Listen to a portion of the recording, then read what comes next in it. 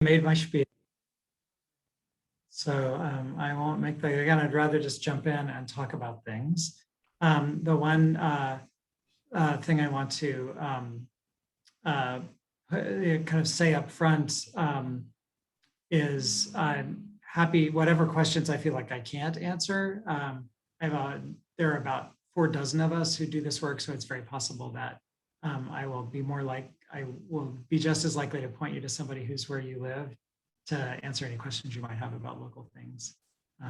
But anyway, with that, I'm happy to take the conversation wherever we go, whatever anybody wants to talk about.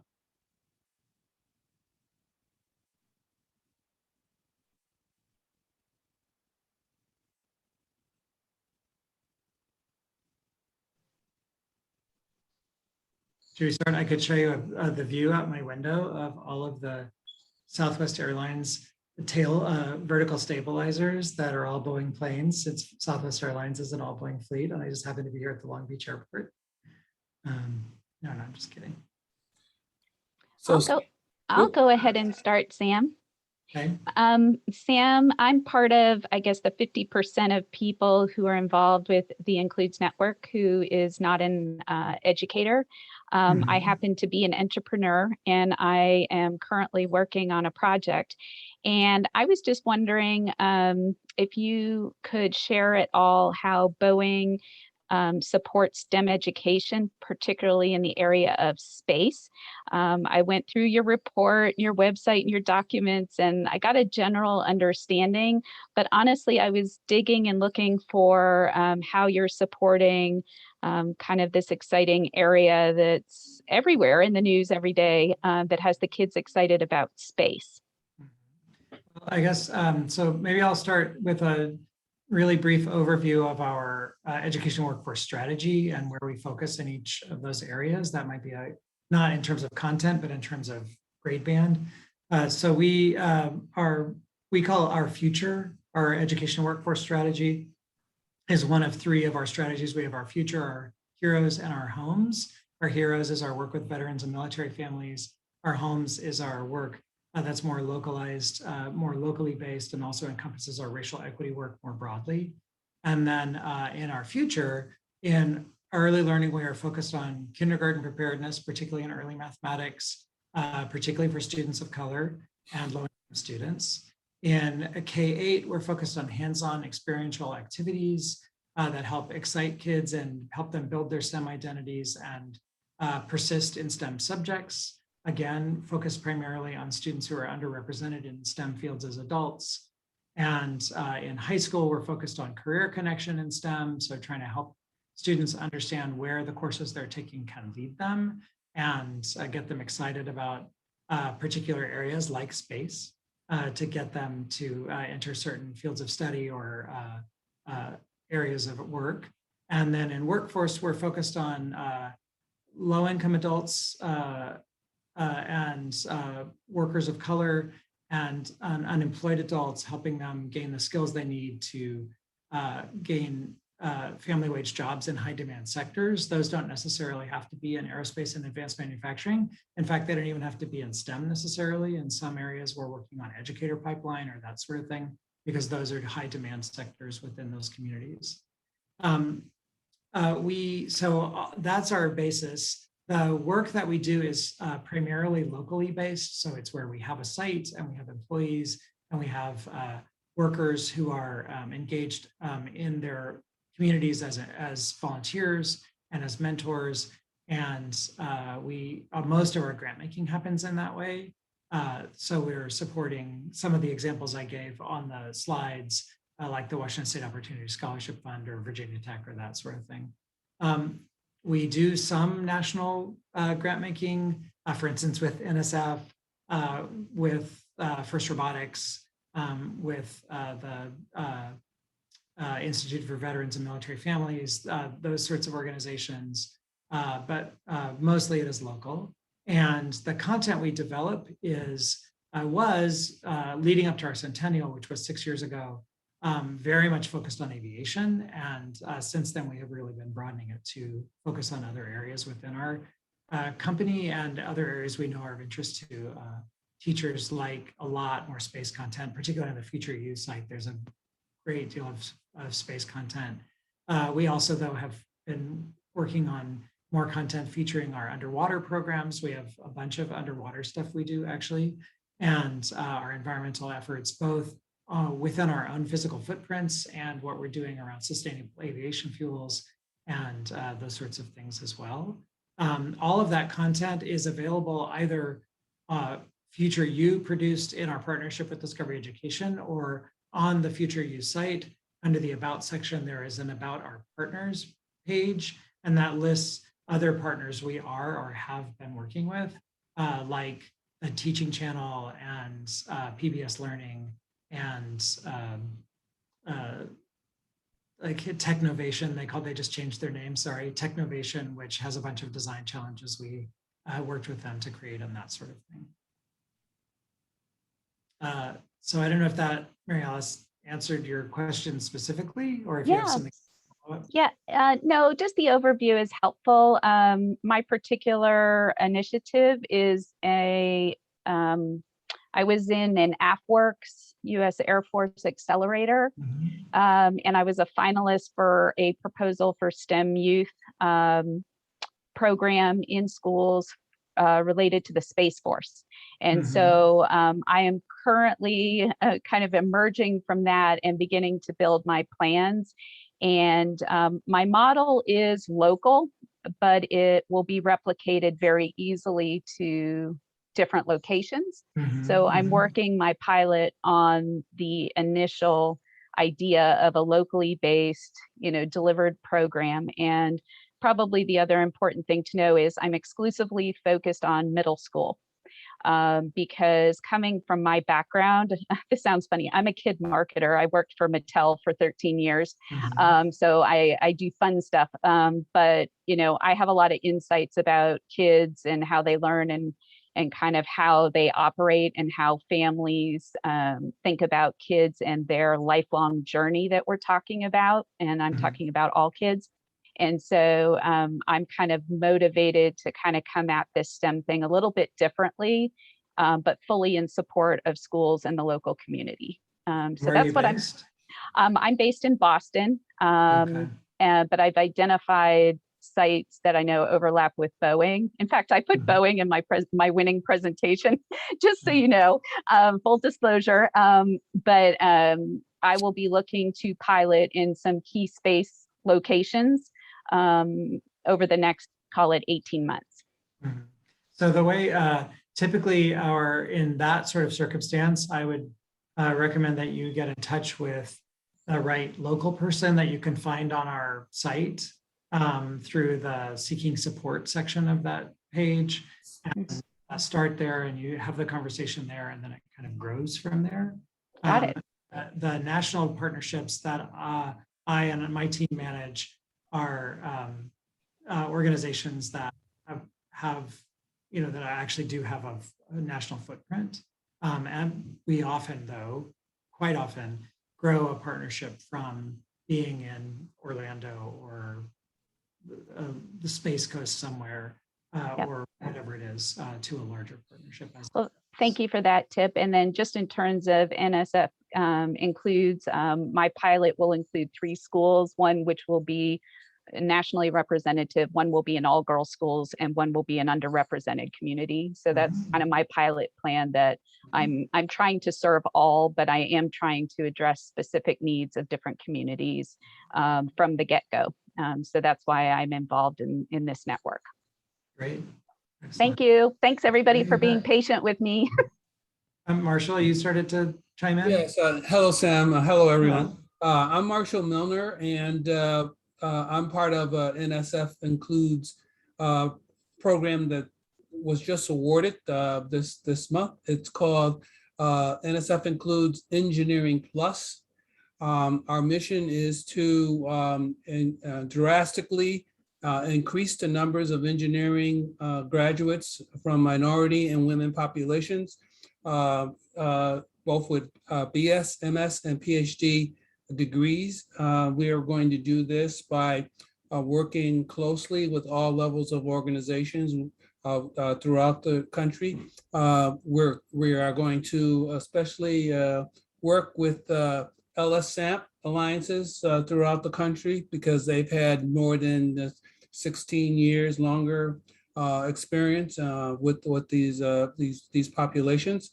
And I'm based out of UMass Boston, and I will be part of a sub-award within this includes, which concentrates in the New England region. We're going to concentrate for all the states in New England. And one of the things that we're going to look for is we're going to look for not only responding to type of offerings that Sam Boeing is offering in other companies, but we want to be part of a think tank to really look at how we can drastically improve our demographics over the next 15 years. And so I'm very happy to hear that you and the TEALS representative from the previous session will provide me with some contacts so that I can in fact get you involved with some advanced ideas we have on how to really move quickly in this arena. Yeah, and as I said, we have very little presence in New England. It's hard to build planes where it's cold, so we tend to be more in hot places. And we do have, though, a subsidiary that has a pretty good research office in Cambridge, Aurora Flight Sciences. And so we do have some folks in the Boston area, but still that whole region, anything north of DC is run out of our DC office. And that the link that I put in the chat in the last session, if you didn't get it, I can put it back. I can put it in this chat. I have it. Yeah, I have it. Yeah, perhaps others will want it, but I have it. Yeah, you can get to the list, the seeking support list, and I can't remember which of the team there is the education contact, and I would definitely, we all know very well about the NSF includes, it's an important partnership for us, so that we all know about that partnership. So when you make first contact, I would definitely mention that in your email. Thank you. Thanks, Sam. And I saw a hand raised earlier. Dorothy, if you had a question to go next. Yes. Hi, Sam. I'm from an organization called Nation of Makers. And one of the questions I actually had in the general session in our alliance, we're in the planning phase for the alliance grants, where we have a grouping of national organizations like Nation of Makers, so FAB Foundation, Citizen Schools, Digital Promise, that are all working together to further broadening participation through the maker movement. And so my question is, and it's a little bit of I am in contact with some folks over at Boeing, including Carol Bray, who runs the Boeing Makerspace.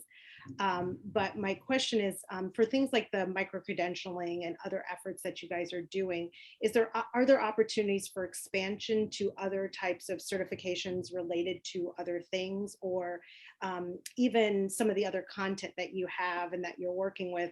How much opportunity is there? And I had this general question for kind of everyone, but I don't think it was able to be answered in the last session. Just trying to gauge, how much is it plugging into existing efforts versus creation of or expansion of efforts to include other areas of STEM that would be adjacent to putting students into Boeing's pipelines.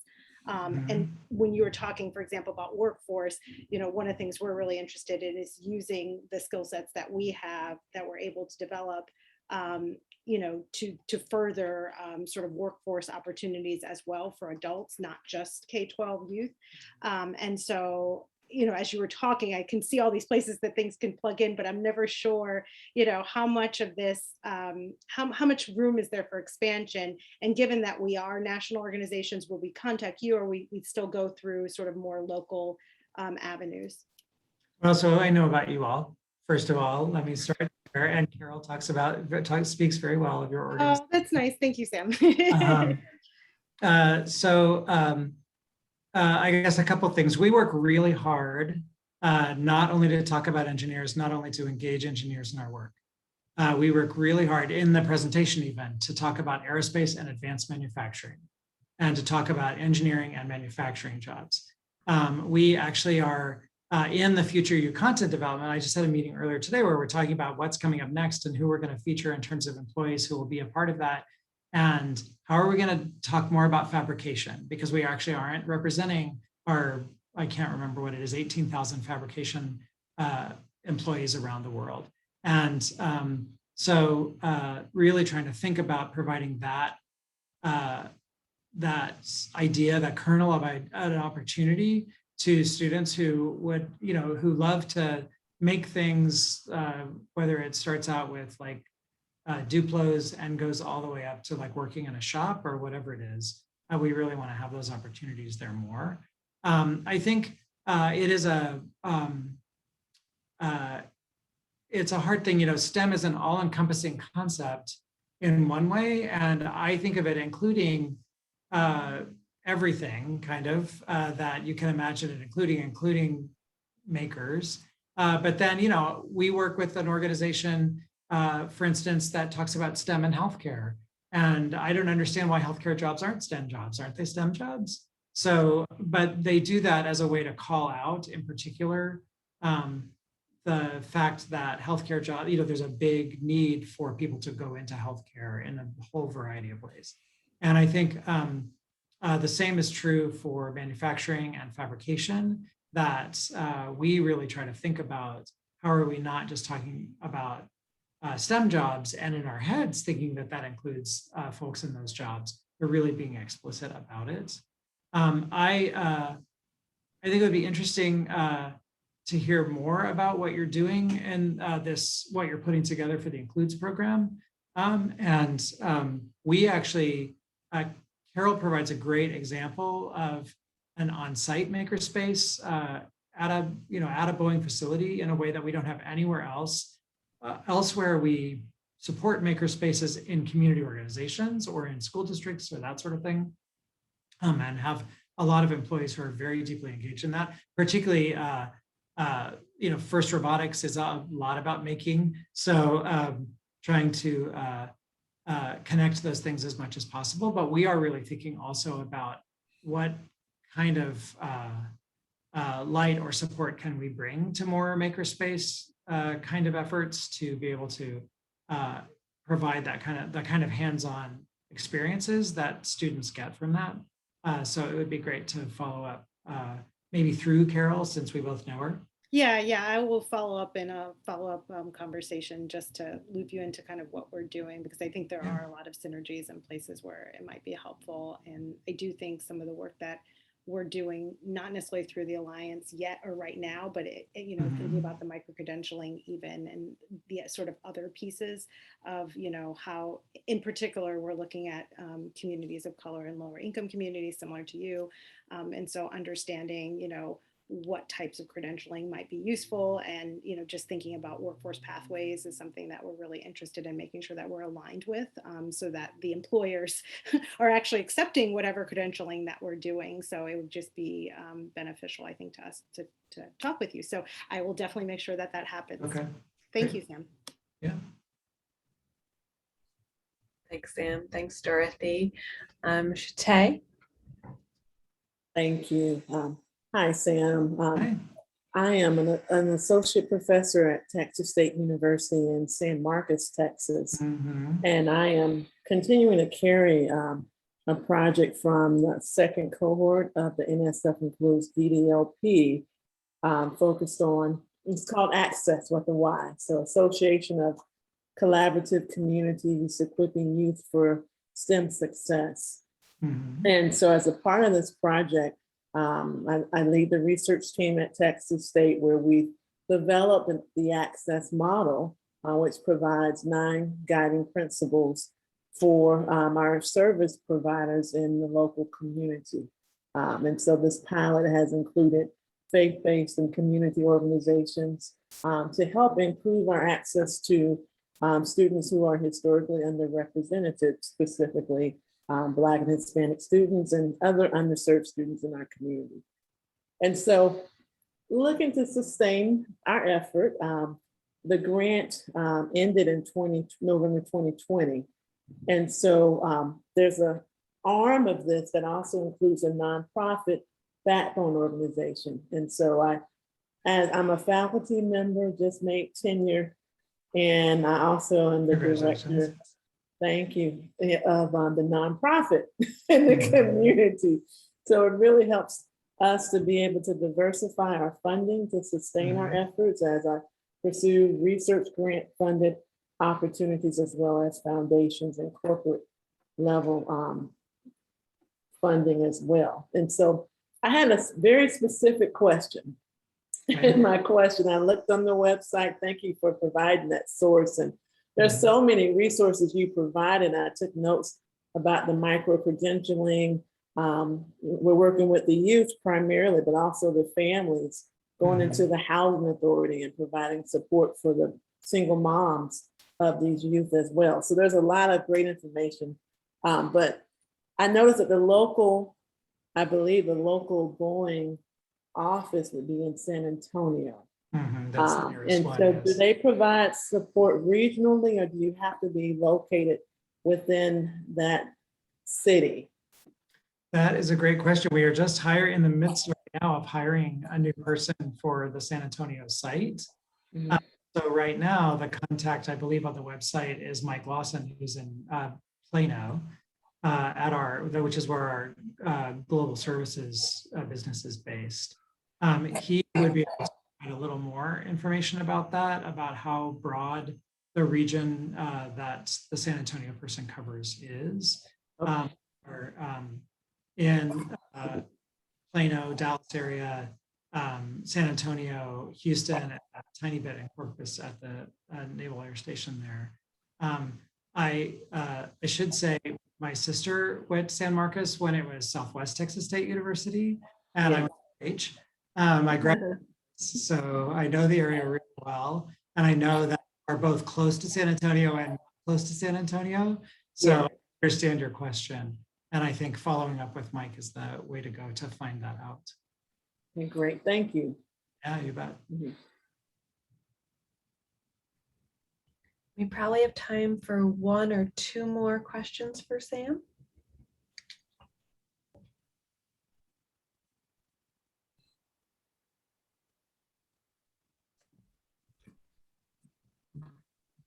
So Sam, this is Marshall again.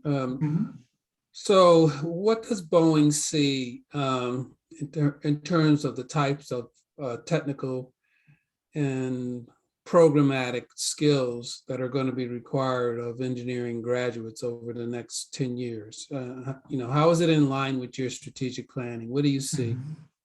Well, we are, we are very focused on, it's interesting being in California, this is really the innovation hub of the company in some ways. Our group called Boeing Research and Technology is based here in Huntington Beach. And we have a very long history in Southern California and have built a lot of things here, but really most of what we have done here is engineer things. And we are thinking about in, I guess, kind of three areas, I would say. We focus a lot on new technologies, and we have a lot of, as I mentioned earlier, undersea activities that are happening in terms of trying to develop vehicles that can harvest microplastics or do research or that sort of thing. We are working on personal air vehicle and autonomous cargo vehicle activities, a bunch of which is based here, actually part of which is based in Cambridge, Massachusetts. And so that new technologies piece is one part of it. We are very focused on IT and data sciences, particularly cyber, and really trying to think about the more you think about a car or a phone, the more computerized that gets. That is happening in the aerospace industry in every way.